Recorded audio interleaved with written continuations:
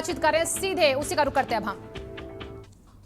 श्यामा प्रसाद मुखर्जी की 1953 में जेल में हत्या हो गई जम्मू कश्मीर में। एक राष्ट्र पे दो निशान नहीं चलेगा, नहीं चलेगा, एक देश में दो प्रधान नहीं चलेगा, नहीं चलेगा। जब उस त्याग के स्तर को कहीं देख लीजिएगा तो हमारे जैसे छुटकुल्ले नेताओं के त्याग की बात करिएगा। आपकी तारीफ बहुत करता है विपक्ष के तमाम बड़े नेता, कहते हैं कि राधा मोहन दास जी बहुत अच्छे आदमी हैं, और ये भी माना जा रहा था, बीच में चर्चाएं थी कि शायद आप उनके टच में बने हुए। मैं उनका आभारी हूँ। लोकतंत्र स्वस्थ होता है जब आप अपने विपक्षियों की अच्छाइयों का भी सम्मान करते हैं। अगर वो महसूस करते हैं और सम्मान करते हैं तो मुझे भी उनका आभार प्रकट करना चाहिए, लेकिन उनकी जो भावना है उसका भी कद्र करना चाहिए। वो विपक्ष में रह करके मुझको अच्छा मानते हैं, कहते हैं डॉक्टर साहब बहुत नैतिक आदमी हैं, बहुत अच्छे आदमी, पढ़े लिखे आदमी। इसलिए अगर मैं अच्छा हूँ, नैतिक हूँ, पढ़ा लिखा हूँ तो मैं दल बदल नहीं कर सकता हूँ। दल बदल करने के पहले मरना ज़्यादा बेहतर होगा। मुझे घृणा है कपिल सिब्बल से। अखिलेश की मजबूरी का उन्होंने फ़ायदा उठा लिया कि आजम खां जी अस्पताल में भर्ती थे और उनके मुकदमे लड़ रहे थे। कितना छोटा काम किया है माननीय कपिल सिब्बल जी ने।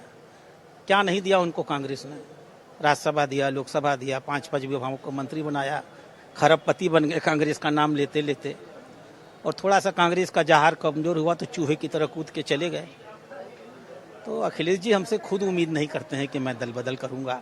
जब उन्होंने कहा अच्छा है, तो मुझसे कह रहे थे कि देखिए आप अच्छे हैं, दल बदल करने की गलती मत करिएगा।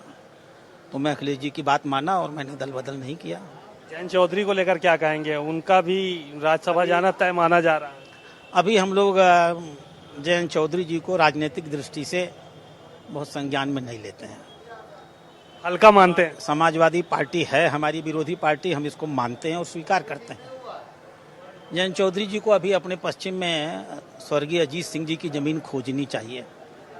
अजीत सिंह किसी संसद और विधानसभा के मोहताज नहीं थे अपनी राजनीतिक शख्सियत को बनाने के लिए।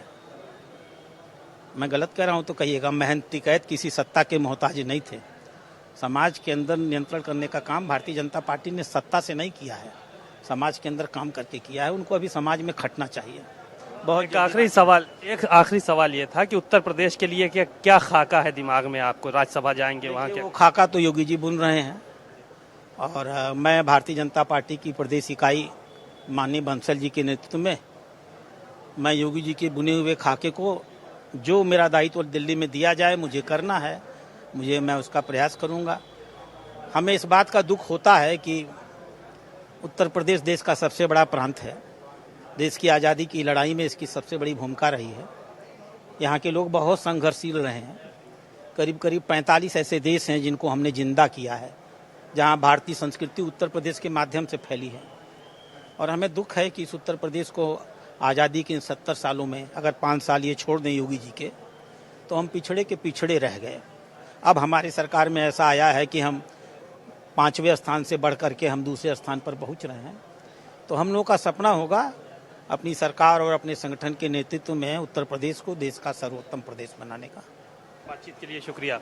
राधा मोहन दास अग्रवाल जी को देख रहे थे आप कि किस तरह से बड़ी ही बेबाकी के साथ उन्होंने अपनी बातें कही, और उन्होंने साफ तौर पर कहा दल बदल जैसा घिनौना काम वो कभी नहीं कर सकते हैं। साथ ही साथ उन्होंने कपिल सिब्बल और अखिलेश यादव पर भी निशाना साधने की कोशिश की। कैमरामैन गिरीश कांडपाल के साथ सीमा नकवी, भारत समाचार, लखनऊ। तो राधा मोहन दास